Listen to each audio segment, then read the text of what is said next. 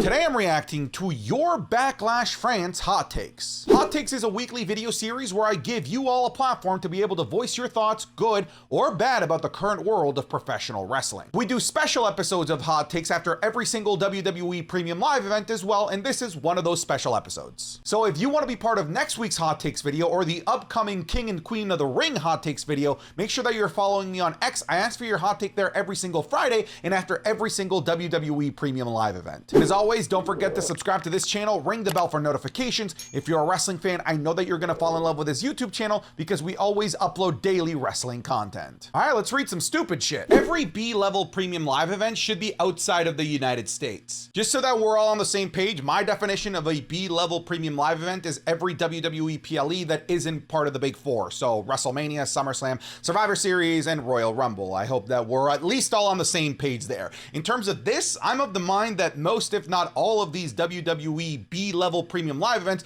should be shipped out of the United States to give these international crowds the opportunity to be able to experience these big WWE productions outside of just house shows, while also giving these international fans the opportunity to showcase their passion in front of a major audience across the world. On top of that, this would help the WWE continue to spread its global reach across all of these pockets around the world. To me, it's a win-win. I'm sure financially it makes a heck of a lot more sense to do all of the shows in the United States. I'm sure it's cheaper for the cost of travel, for moving around all of their equipment. I mean, we heard of all of the problems that they had bringing the chamber from the United States to Perth, Australia. So I'm sure it's definitely cheaper to run these shows in the United States. However, there has to be money to be made in Europe.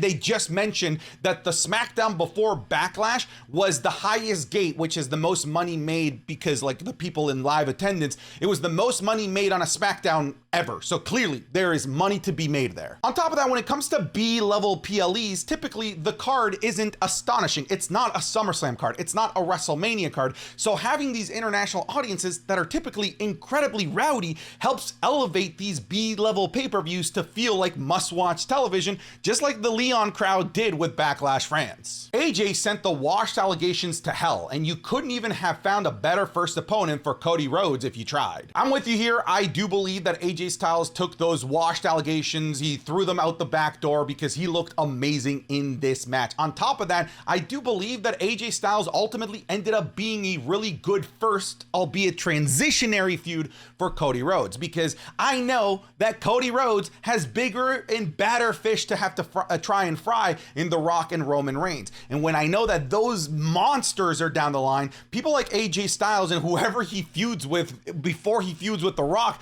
just are gonna be transitionary. They have zero chance of winning. So the drama wasn't there. I will say that. Like, I knew from beginning to end that Cody Rhodes was winning this, but the actual match that they put on was perfection. And on top of that, the crowd, the energy that they brought helped elevate this match even more. So to me, this match in this little transitionary feud really helped everyone involved because AJ Styles got to shake off the washed allegations and Cody Rhodes got to have a really fun first feud to help elevate the importance of his championship reign. So it's a win-win. I wanted Jacob Fatu. I wanted Jacob Fatu too, but Fatu too, wow, that is a hard thing to say. I wanted Jacob Fatu as well, but the fact that we didn't get him at the very least means that there's another mystery afoot. Like, when is Jacob Fatu gonna show up? Who is he going to align himself with? Like, there's still so many questions that can be answered or left unanswered over the next couple of months. I appreciate that they had Tonga Loa debut. I don't really know much about him, and I think it's fine if you don't know much about him either. You don't need to know every single wrestler across the planet. But I do personally believe that with the current iteration of Bloodline 2.0, that Jacob Fatu fits that mold perfectly because this is a less political bloodline.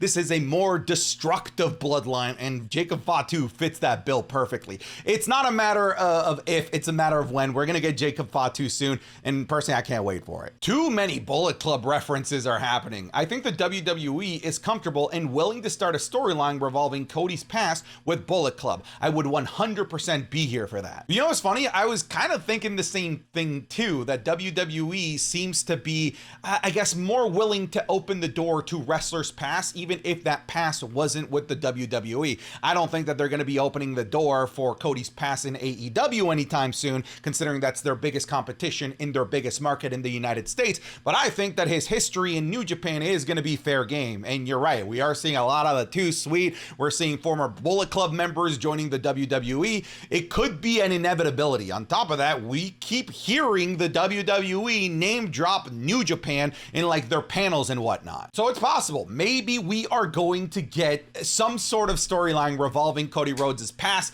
And personally, I'm here for it because there's so many cool nuggets of information and cool feuds that you can create and blossom if you just allow Cody Rhodes to tap into that past, even if it's just the WWE past with his time with Randy Orton. I thought the overabundance of crowd reactions and chants was fairly annoying at times. It really took away from what was going on in the ring. Ethan, I think it's just a cultural difference. Like, this is how it is in Europe. This is how sports are in most places outside of North America. I'm from South America. I'm from Colombia. And when you go to watch any sport there, especially football / soccer, it sounds very similar to what we heard in Backlash, Leon. Like, this is just how culturally how fans react. If you don't like it, if you felt like it was annoying, I can't argue against you. Like, it's your own personal opinion. But for me, I felt like it really elevated the show. I felt like it made it a tremendous amount of fun. It felt at times like I was there with them because the energy was just so captivating. During my live stream, I found myself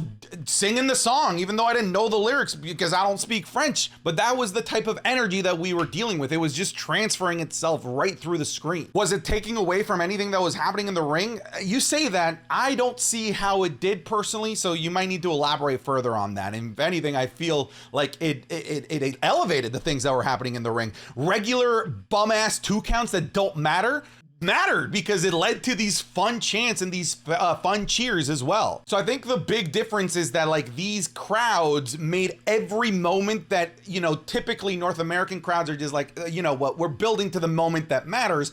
These crowds took every moment and made it feel special. Again, to each his own, but I friggin' love this crowd. Holy shit! Oh, that's cool. Holy shit! That, my friends, was a preview of this week's Wrestling is Cool Match Club, where you all get to vote on Patreon on what matches Sancho and I react to. This week, we have an awesome slate of matches for you on Patreon. We have Cody Rhodes versus Sammy Guevara, a ladder match for the TNT title in AEW Dynamite. We have another ladder match between Jeff Hardy and The Undertaker in 2002. And we have Dominic Dijakovic, aka Dijak, taking on Keith Lee at NXT TakeOver Portland in 2019. Not only that, but we have the WrestleMania 27 watch along, all 4 hours there for you. You're gonna get the Raw review, the SmackDown review, and the current episode of the Wrestling is Cool podcast is already up and available for you. In my opinion, we are giving so much value to our patrons, more than ever before. So I encourage you to check it out over at patreon.com/SantiZap. Again, that's patreon.com/SantiZap. I'll put the link at the very top of the description, or it'll be the link in the pinned comment. I encourage you to come check it out, even if it's for 1 month. I'm confident that you're gonna fall in love with it. It's just more wrestling content that I can't show here on YouTube. Okay, I'm done with the sellout, but back to the video. That premium live event just wasn't long enough. It didn't feel like any narratives were driven home or anything progressed at all. The show definitely could have benefited from an intercontinental title match. I don't know, man. They went the full 3 hours. I think that's just a perfect amount of time for a WWE premium live event. I've sat through these 4.5 hour B-tier WWE premium live events before, and they are nauseatingly long. More often than not, because they can't make every match feel special. I personally believe that this small 5-match card felt really special because every match got time to develop in ring into becoming something special. Would I have liked an Intercontinental Championship match? Sure, but where are we taking time off of? Because I don't think that they're going to go beyond the 3 hours, because WWE seems to think that that's the sweet spot, and I think as a fan, I also agree. I don't love sitting through the 5+ hour AEW PLEs or the 2010 WWE PLEs that were 4+ hours. And I personally wouldn't want them to cut any aspect of any of the matches, because all of the matches were beautifully paced, in my opinion. I really do believe that quality will always trump quantity every single time. And hey, if this wasn't enough for you in terms of premium live events in May, you get a second one in like 2.5 weeks anyway. Bash in Berlin will have a better crowd. Hey, I'm here for all these European crowds trying to outdo each other, really, because the only winner is everyone in this scenario. If Berlin can come even like 50% of the energy that Leon brought, we're gonna get a great show and a fun crowd. If they can actually beat it, God, it would be legendary, because in my opinion, we're talking about arguably the greatest, most energetic crowd in the history of the WWE. That French crowd was bananas. So trying to top that, like, the bar is ridiculously high. If Berlin can top it, I'm here for it. I want to see it. I'm not rooting for any one particular country or one particular crowd. I'm rooting for everyone to be able to enjoy these awesome international audiences. So Berlin, go for it. WWE dropped the ball with Uncle Howdy not showing up tonight with that French crowd. This, I kind of agree. I don't know if the term drop the ball is one that we agree with here, but I'm of the mind that that was the perfect crowd to bring Uncle Howdy in front of. That was the crowd, as I mentioned before, I could have gone like this in the middle of the ring and they would have popped for it. They were loving everything that was being put in front of them, and having the faction of Uncle Howdy debut in front of that crowd would have helped cement it and really help put that new faction or new gimmick over right like from the onset. On top of that, there was so much momentum coming out of that show that had you ended the show with Uncle Howdy, just like how Extreme Rules 2022 ended with Bray Wyatt, I feel like there would be so much buzz and so much conversation heading into Monday Night Raw and into Friday Night SmackDown with that debut. And you would have had a soundbite, you would have had a clip that would have lived on in infamy with how nuts that crowd would have gone. I don't know if the term is drop the ball, but I do think it was a bit of a missed opportunity. The French crowd, to me, demonstrated that that was the perfect place for Uncle Howdy to show up. Not a hot take, but Dave Meltzer will definitely rate AJ and Cody a 4.5-star match because it wasn't in the Tokyo Dome. I do personally enjoy the memes of Dave Meltzer, 4.5, not in the Tokyo Dome. I find the humor in them. I don't know what I would personally rate in a 5-star scale AJ versus Cody Rhodes. All I know is it's a thumbs up and I really enjoyed it. Like, I'm a very simple man like that. But I just want to ask, why do we evangelize the opinion of Dave Meltzer? No shade to Dave Meltzer. He's just a dude with an opinion. And I'm sure he also believes that he's just a dude with an opinion. But I don't know why we took his opinion and we made it gospel across the entirety of WWE fan base. Nay, not WWE, all of professional wrestling. When you look at movies, another form of media, we don't look at one particular outlet and say, this outlet gave it a 4.5 out of 5. This is the review that we're gonna go with. No, you go to Rotten Tomatoes and you look at the aggregate of all of the different reviews that are out there. I don't know why we don't do that with wrestling. We only just default to Dave Meltzer's opinion. I think you should look for multiple opinions, because at the end of the day, he's just a dude. I'm just a dude. I think you should get the opinion of multiple dudes and dudettes to really formulate what you think about the match. But you might also think that this opinion sucks because, well, I'm not in the Tokyo Dome. Rhodes versus Styles is an excellent example of a match that had no hype but delivered a fantastic match. Yeah, I do think that this is one of those cases of under promise and over delivered. I think that if the match walked in with a tremendous amount of hype,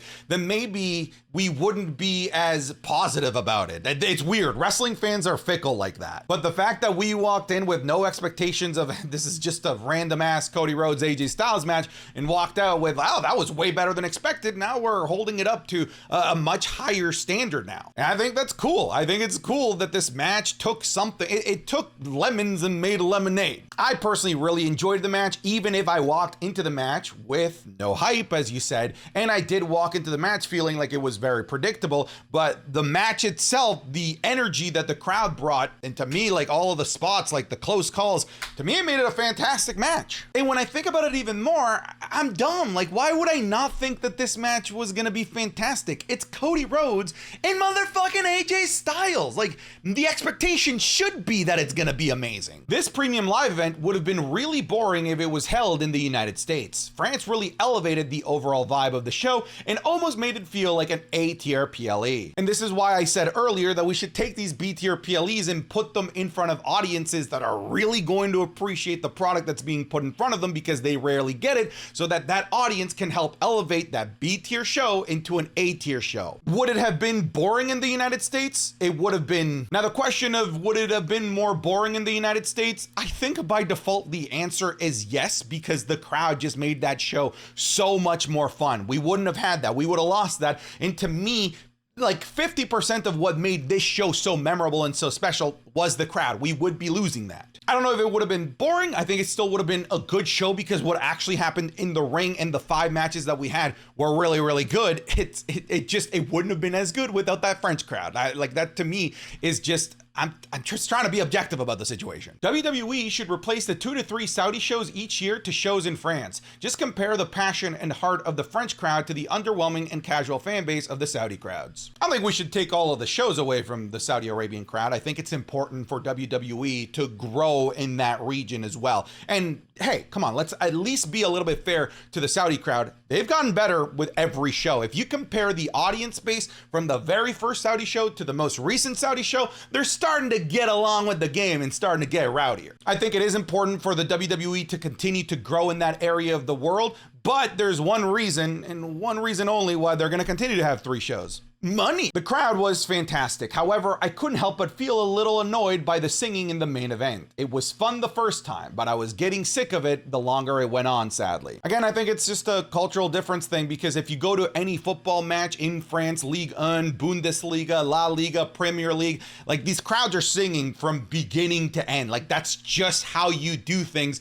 over there. That's how you consume and enjoy sporting events. That's not what we do here. The biggest sporting events, World Series, Stanley Cup, NBA Finals, the Super Bowl, like we're generally pretty quiet until the thing that we're supposed to cheer for actually happens. Meanwhile, the culture of like Latin America and Europe is to cheer for the whole thing. So you tell me, what do you like more? Because I like the idea of cheering for the whole thing more. But again, to each his own. I can't tell you that you're right or wrong, because if you got sick of it, if you don't like the singing, you just don't like it. I'm just trying to explain that there are just major cultural differences in terms of how these worldwide audiences react to sporting events. Look at Japan. They're very, very different as to how Europeans and North Americans and Latin Americans react to shows like wrestling. It's pretty unique to see all of these differences like live on TV. France has the potential to host WrestleMania. From a crowd perspective, absolutely. And then also from a major world hub perspective in Paris, absolutely they do.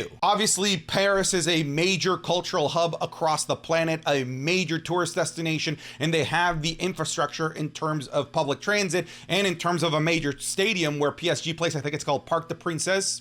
I don't know stadium names that well. But maybe down the line, I do think that the WWE is going to be dead set on keeping WrestleMania in the United States as long as possible, because costs are going to be lower. And on top of that, they're just going to make a shit ton of money because US stadiums where, you know, NFL teams play are just bigger than the FIFA soccer stadiums in Europe. WrestleMania in Las Vegas was the right call. There's really no other place suited enough to host the sheer magnitude of Rock versus Roman. Yeah, like if you're looking for the big prize match, I mean, there's a reason why all the major boxing events go there, why all the major UFC cards are over there. So I get where you're coming from here. I do think that Las Vegas is a great overall venue for a major money match like The Rock versus Roman Reigns. And of course, a major money show like the Super Bowl that they just had there in WrestleMania. So it's a great destination. I just don't like Las Vegas, man. I've been there.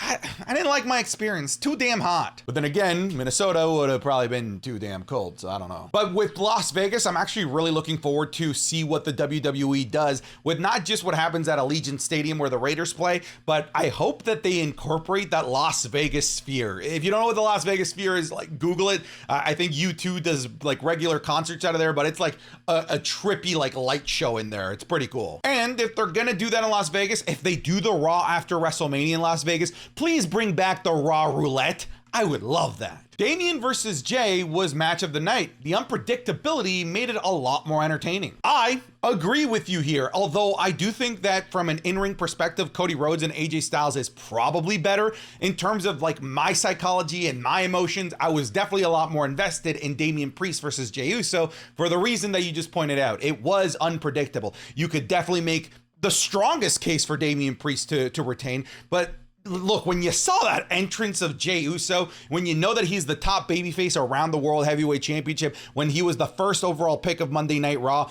you can't tell me that you didn't think at least there was a chance that they put the title right then and there on Jey Uso. So yes, the unpredictability of the match made this, to me, the most intriguing matchup of the entire show, and I also believe that they delivered a really good wrestling and dramatic wrestling match as well. All right, folks, that's it for this week. Thank you so much for watching this episode of Hot Takes. I'm done. Get out of here.